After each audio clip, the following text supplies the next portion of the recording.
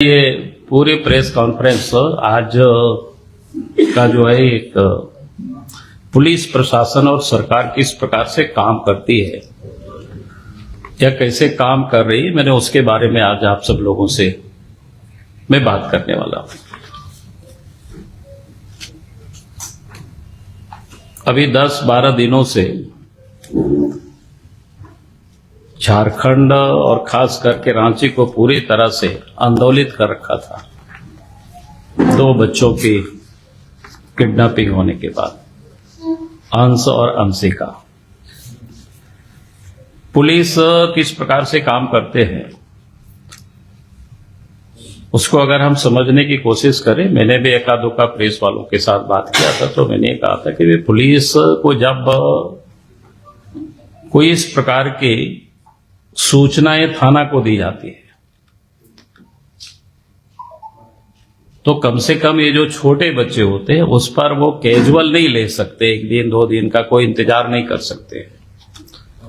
बड़े बच्चे होते हैं तो शायद 1 दिन इंतजार भी कर सकते, हो सके कहीं दोस्त यारों के साथ घूमने के लिए गया हो। लेकिन जो 4 और 5 साल के जो बच्चे होते हैं वो कहीं दोस्त यार के साथ या हित कुटुंब के पास भी वो नहीं जा सकते। अगर इस प्रकार के बच्चे कहीं अगर गायब होते हैं तो पुलिस को सूचना मिलती है तो पुलिस को तत्परता दिखानी चाहिए, तुरंत एक्टिव होना चाहिए। और एक्टिव होने के बाद कम से कम उस टोला मोहल्ला को पुलिस को छान मारनी चाहिए। लेकिन जिस प्रकार से उस समय जानकारियां मिली तो बिल्कुल पुलिस ने सुस्तता बरती, यानी एक प्रकार से शायद गांव के घर के परिवार के लोग खोज निकाल लेंगे या फिर आराम से जो पुलिस का एक काम करने का तरीका एक होता है कि वे आराम से मोबाइल है बाकी है इसको ट्रैक करना, इतना तक ही अपने आप को सीमित रखते हैं। और उसमें से आप सब लोगों ने देखा जो अखबार में पढ़े कि भाई 2 जनवरी से लेकर के 8 जनवरी तक इसी आसपास में धुरवा हटिया इसी के आसपास में बच्चे को रखा गया।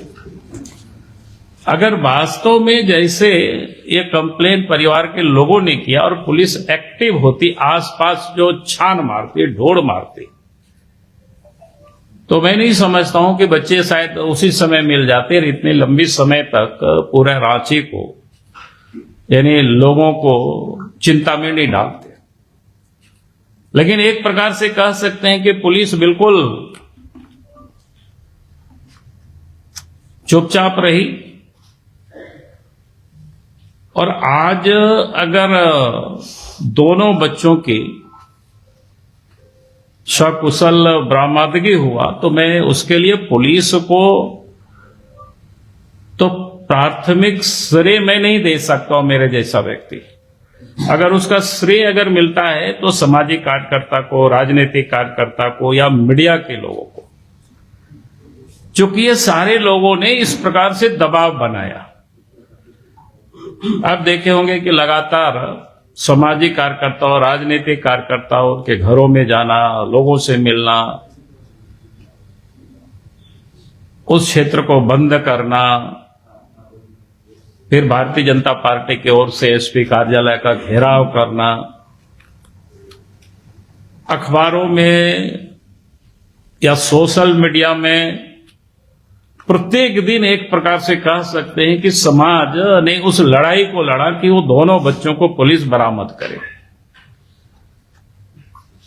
तो अगर पुलिस भले उन्होंने बहुत बड़ी बड़ी टीम बनाए, दूर दूर तक भेजे, लेकिन मैं ये कह रहा हूं कि पुलिस ने दूर से देर से ये सारे काम उन्होंने किए। अगर त्वरित इस काम को किए रहते तो शायद, और मुझे पूरा विश्वास है, मैंने शुरू दिन से ही आप सब लोगों से जब इंडिविजुअल बात होता तो मैंने कहा कि भाई तुरंत तो ही हो सकता था कि तुरंत पुलिस निकलती, टोला मोहल्ला तो फिर मिल जाते बच्चे। आखिर कितना दूर कोई जा सकता है, कहां जा सकता है। तो इसका श्रेय अगर खोज निकालने का तो पहला तो हमने कहा कि जो सामाजिक कार्यकर्ता है, राजनीतिक कार्यकर्ता है या मीडिया के बंधु है, इन लोगों ने पूरी तरह से दबाव बनाया और आम जनता को, जिसको कहते हैं लगातार इन 10-12 दिनों तक जिसको कहते हैं ना, जागरूक किया।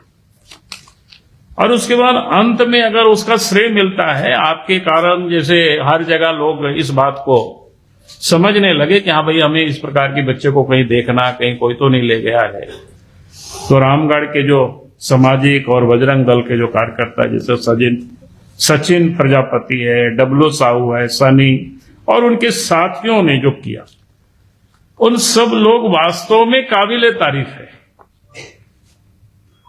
और मैं कहूंगा कि इसमें से वो तीनों ही युवक एक प्रकार से हीरो बन करके निकले। और मैं तो पुलिस प्रशासन से और सरकार से मैं निश्चित रूप से मांग करूंगा, जो पुलिस प्रशासन और सरकार के द्वारा जो घोषित इनाम जो घोषित की गई है, वास्तव में उसके हकदार कोई है तो ये सारे नौजवान लोग हैं। पुलिस प्रशासन ऐसा नहीं करे कि भाई प्रमोशन पाने के लिए या वो जो 2 लाख या 4 लाख रुपया की कि उसको पार्टी भी और मैं भी व्यक्तिगत रूप से इसका मैं विरोध करूंगा। इसलिए मैं पुलिस प्रशासन और सरकार से मैं कहता हूं कि सम्मानित तो इन नौजवानों को करना चाहिए, सचिन प्रजापति है, डब्लू साहू है, सानी है, ऐसे लोगों को। और हम भी चाहेंगे कि ऐसे वीर बहादुर बच्चे, जिन लोगों ने जब ये सूचना मिली होगी सोशल मीडिया के माध्यम से, प्रेस के माध्यम से, तब जो सोशल होते हैं तो उनका दिमाग फिर इधर उधर चलता है कि यार कहीं देखे, कहीं यहां तो कोई ऐसा नहीं है बच्चे। तो इन लोगों ने जो साहसिक काम किया, इन लोगों ने जो ढूंढने का काम किया, ऐसे बच्चों को निश्चित रूप से, ऐसे नवयुवकों को पार्टी की ओर से भी सम्मानित करेंगे। तो हमने कहा कि इसके हकदार तो वो बनते हैं। अब इसके बाद आप देखते होंगे कि हटिया के डीएसपी कितना पटाखा वगैरह फोड़ रहा है भाई, मानो लगता है कि पर्वत क्या बोलते हैं, कोई बहुत बड़ा अपराधी को पकड़ करके ले आया। भाई अगर ये लोग एक्टिव होते तो तुरंत पकड़ में आते, और राज्य के मुख्य सचिव तो और उससे आगे बढ़ करके उन्होंने देखा। ये हमको आश्चर्य लगता है, राज्य के मुख्य सचिव है, उनको सामान्य शायद एक्ट का उनको ज्ञान होना चाहिए, जैसे जेबीएनएल जो जस्टिस एक्ट है, जे एक्ट 2015 की धारा 74 क्या कहता है। भाई इस प्रकार के छोटे बच्चों को आप पुलिस के सामने, डीजीपी हमने कहा कि आप इसको पुलिस के सामने आप उसको नहीं ला सकते हैं। ये करना क्या था, उनको पहले CWC में उनको प्रेजेंट करना था, वहां ले जाना था, फिर वो लोग काउंसलिंग करते और फिर वो माता पिता को बुलाते, फिर वो सुधार गृह में रखते या माता पिता को सौंपते, ये उनको तय करने का अधिकार था। लेकिन पुलिस ने अपनी वाहवाही लूटने के लिए, राज्य के डीजी पुलिस ये दिखा रही है। मानी क्या मतलब, लगता है कि सामान्य ये कानून को इतना तो इनको जानकारी होनी चाहिए। और तब ये जानकारी मिले कि रांची में पिछले 2 साल से CWC का अध्यक्ष पद यहां रिक्त पड़ा हुआ है, और इनको औपचारिकताएं पूरा करने के लिए 7 बजे शायद शाम में कहा लाहौर दरगाह से CWC को बुला करके फिर ये सारी औपचारिकताएं पूरी की गई। आप सोच सकते हो भाई, जो राज्य के डीजीपी है, अब उनको इस बात की या नहीं है, वो किस प्रकार से वाहवाही लूटे उसकी उनको अधिक फिक्र थी, नियम कानून की उसको कोई चिंता नहीं थी। तो इसलिए मैं कभी कहता हूं कि भाई आखिर इस प्रकार के डीजीपी को हेमंत सोरेन क्यों नियुक्त करते हैं, यही सब करने के लिए। तो मैं ये कह रहा हूं कि ये जो स्थिति है ये अपने आप में बड़ा, और पुलिस प्रशासन कैसे काम करती है। आज तो आप सब लोगों ने अखबार में भी देखा, प्रभात खबर में मैंने देखा कि अखबार छापा है भाई 2022 में 413 बच्चे लापता है। ये बड़े बहादुर पुलिस है। तो जिस प्रकार से जब समाज, जब सोसाइटी ने एक्टिव होकर के पकड़ा, उसकी सिरे भी पुलिस अपने को ले रही है। उनकी प्रेस कॉन्फ्रेंस के भी मैंने तो सुना नहीं, लेकिन मैंने लोगों से कहा यार क्या बोला उन लोगों ने, उन बच्चों का जिन लोगों ने मेहनत करके इन लोगों को पकड़ करके लाया, उन लोगों का नाम तक इन लोगों ने नहीं लिया। वास्तव में क्या था कि उन लोगों को प्रोत्साहित करना चाहिए था कि भाई इन लोगों ने बहादुरी का काम किया। यानी क्या दर्शाता है भाई, वास्तव में अगर पुलिस ये बड़ी तत्पर होती झारखंड में तो 413 बच्चे, आज मैंने अखबार में ही पढ़ा कि भाई अभी तक लापता है। 208 में तो गुमला में 2-3 बच्चे लापता हुए, आज तक पता नहीं। ऐसे कब लंबे चौड़े न्यूज है, मैंने छोटा सा संक्षिप्त में आप सब लोगों की जानकारी के लिए मैंने रखा। और पुलिस किस प्रकार से काम कर रही है झारखंड में, या झारखंड सरकार किस प्रकार से काम कर रहे हैं, उसका मैं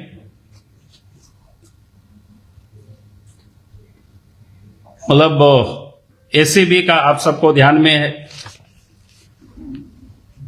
एसीबी ने किस प्रकार से तत्परता से इतना एक्टिव दिखाया, जिसमें विनय चौबे एंड और कंपनियों को गिरफ्तारी हुई। और गिरफ्तारी होने के बाद भाई 90 दिनों तक चार्जशीट सबमिट नहीं किया।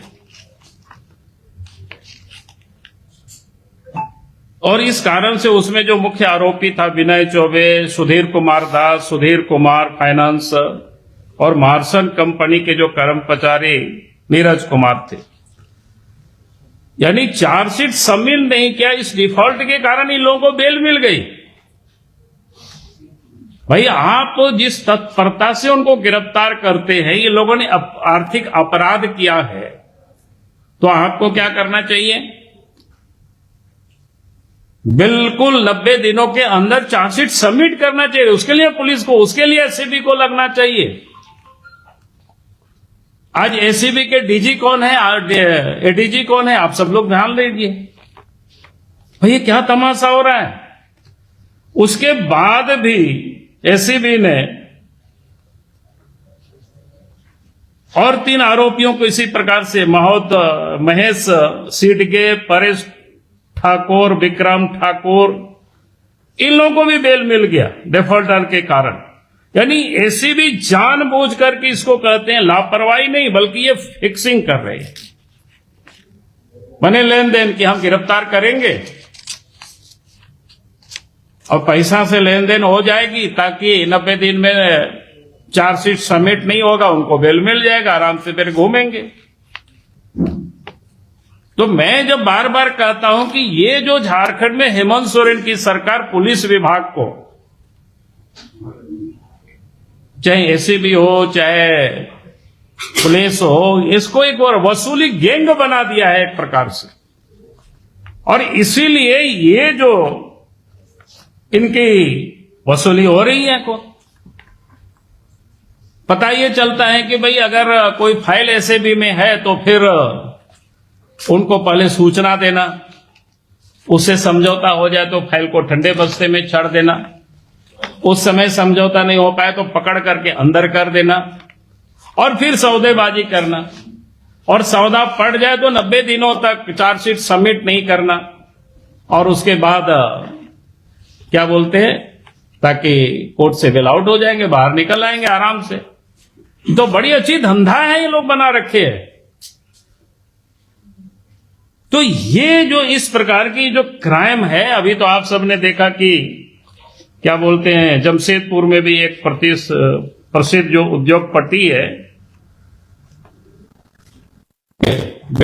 गायब हुए हैं। अभी तक हम उम्मीद करते हैं कि जल्दी, कल भी हमारे वहां के एसपी से बात हुई है, तो हमने कहा कि इसको जल्दी खोज निकाले। आज मैं एक बात को और कहूंगा कि आज जो जानकारी मिली सवेरे सवेरे, जब हम सो के उठे ही थे और सवेरे टहल रहे, तो पता चला कि ईडी के दफ्तर में झारखंड पुलिस के लोगों ने घेर रखा है। फिर मैंने अपनी सोच से तहकीकात करने की मैंने कोशिश की, यार मामला है क्या। तब लोगों ने कहा कि सर थोड़ा अखबार भी पढ़ लीजिए। तो मैंने एक अखबार में देखा, कोई संतोष नाम करके व्यक्ति थे, उनको शायद ईडी ने पहले गिरफ्तार किया था, फिर बाद में बेल हुआ, और कई लोगों की भी गिरफ्तारी हुई है उसमें से। जलापूर्ति योजना की बड़ा घोटाला है, जिसमें से आप सब लोगों को ध्यान में होगा कि 20 करोड़ रुपया जो निकाले गए थे बेन बेन खाता में लोग डाला था,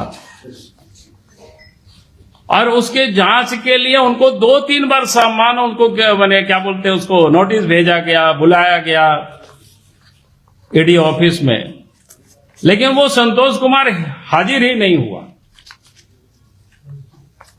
जो पता चला कि एकाएक सोमवार को वहां हाजिर हो जाता है, उपस्थित हो जाता है एकाएक, और कहता है कि हमसे बयान ले लीजिए, जो जानकारी जो मिल रही है। उसके बाद ईडी वालों ने कहा कि ठीक है, आया है तो ले लिया जाए। तो पहले जितना उन्होंने बयान दिया तो उसके ठीक उन्होंने उल्टा कहा, और तब जानकारी मिल रही है कि ईडी वालों ने उनसे कहा, अखबार में भी कई चीजें छापी है, और हमने लोगों से सवेरे से थोड़ा सा क्वेरी करने की कोशिश किया, कहा क्या हुआ है मामला इसमें से, आखिर पुलिस ईडी के दफ्तर को क्यों घेरा हुआ है, क्या है मामला। तो पता चला कि नहीं, ईडी ने उनको कहा कि अगर तुम जो उस समय बात बोले आप पलट रहे हो, तो ये सारे पैसा तो शायद उनकी संतोष के पत्नी के खाता में भी गया हुआ है। बोला कि पत्नी को भी हम लोग पूछेंगे, और उन्होंने दीवार में अपना मुंडी को पटका, थोड़ा सा खरोच लगा, फिर ईडी वालों ने शायद उसको हॉस्पिटल में जांच उच करवाया, फिर वापस लाया, इसके बाद फिर पूछताछ करके बाद छोड़ दिया बाकी सारी चीजें। ये शायद सोमवार की घटना है, और मंगलवार को एयरपोर्ट के थाना में उन्होंने एफआईआर कर देते हैं कि हमको जान से मारने की साजिश थी। यानी आप कह सकते हैं सुनियोजित तरीके से इस राज्य में घोटालाबाजों को बचाने के लिए सरकार और पुलिस महकमा किस प्रकार से काम कर रही है, इससे बड़ा और ताजा उदाहरण कुछ भी नहीं हो सकता है। और लगता है नियम कानून को ताक पर रख करके डीजीपी को, आज तदासा मिश्रा को भी शायद इसीलिए नियुक्त किया गया है। यह मुख्यमंत्री को बतानी चाहिए कि इस नियम के तहत उनको बनाया है यही काम करने के लिए, ताकि अपराधियों को बचाया जा सके, झारखंड को लूटा जा सके। और इसलिए मैं हाईकोर्ट से मांग करता हूं कि भाई हाईकोर्ट को स्वतः संज्ञान लेना चाहिए इस प्रकार की मामला को। अगर इतना बड़ा बड़ा घोटाला हो, ईडी जांच करे, और वहां झारखंड पुलिस अफसर वहां जाकर के इस प्रकार की घेराव करे, तो हाईकोर्ट को संज्ञान लेकर के मामलों की जांच करनी चाहिए। जो ऐसी भी तत्परता से गिरफ्तार करती, हमने उस समय भी ट्वीट किया था, और हमने सरकार को पत्र भी हमने लिखा था, रात में टेम्पू से फाइल्ड हो आ गया, यानी उसको समाप्त करने के लिए, तभी तो चार्जशीट नहीं सबमिट हो रहा है। तो ऐसे मामलों की जांच सीबीआई से होनी चाहिए, और हम हाईकोर्ट से भी कहेंगे हाईकोर्ट को स्वतः संज्ञान लेना चाहिए इस प्रकार के मामलों को, क्योंकि राज्य में एकदम लूट मची हुई, अराजकता की स्थिति है, कोई नियम कानून नहीं है राज्य में, ऐसा कैसे चलेगी। ये बहुत बड़ा अपराध है, बहुत बड़ा क्राइम है। इसलिए मुझे लगा कि आज मैं आप सब लोगों से बात करूं नए साल में, जो कि जिस प्रकार की मैं देख रहा हूं राज्य की हालत, अगर आज ऐसे ही चलते गया तो हम सब लोग कोई भी सुरक्षित नहीं रहेंगे, झारखंड सुरक्षित नहीं रहेगा। और झारखंड को सुरक्षित करने के लिए, झारखंड के लोगों को सुरक्षा के लिए हम सबको अब जागना होगा। बहुत बहुत धन्यवाद।